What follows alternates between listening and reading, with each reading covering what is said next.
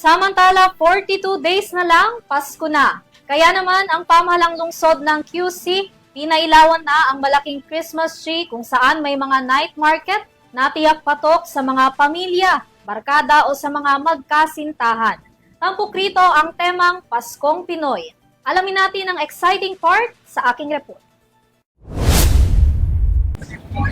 Ramdam na nga ang Kapaskuhan dito sa Quezon City.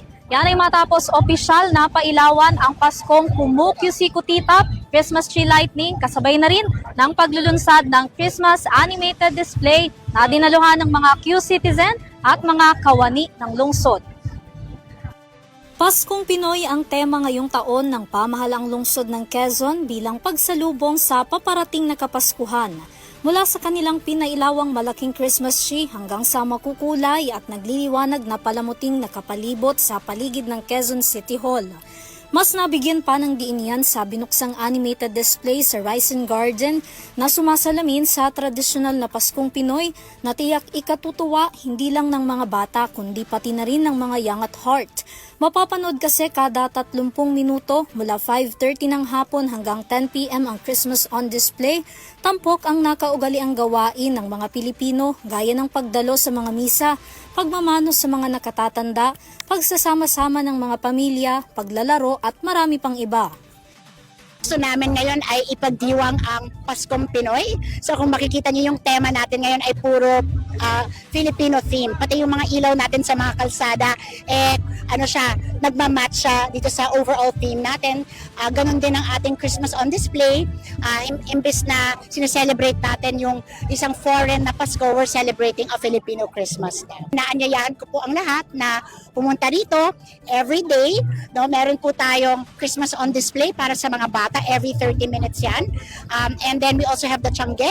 And of course, lahat po ng mga pwedeng Instagrammable na mga pictures. Everybody's free to post with any of the things that they see here with their families. The City Hall is open for everyone. Bukod dito, bukas na rin sa publiko ang taon-taon nilang night market na may mabibiling masasarap na pagkain at kagamitan. Sa loob din ng City Hall, may iba't ibang lugar na pwedeng mag-picture-picture kung saan din makikita ang sustainable Christmas decors na gawa sa recycled at upcycled materials mula sa mga dekorasyong galing pa sa nagdaang city activities. Ipinagmamalaki rin ng lungsod na nananatiling eco-friendly ang mga Christmas lights na makikita sa high-rise building na umiilaw tuwing gabi sa pamamagitan ng mga solar panels na hindi makakaapekto sa kalikasan dahil sa naibabawas nitong carbon emission.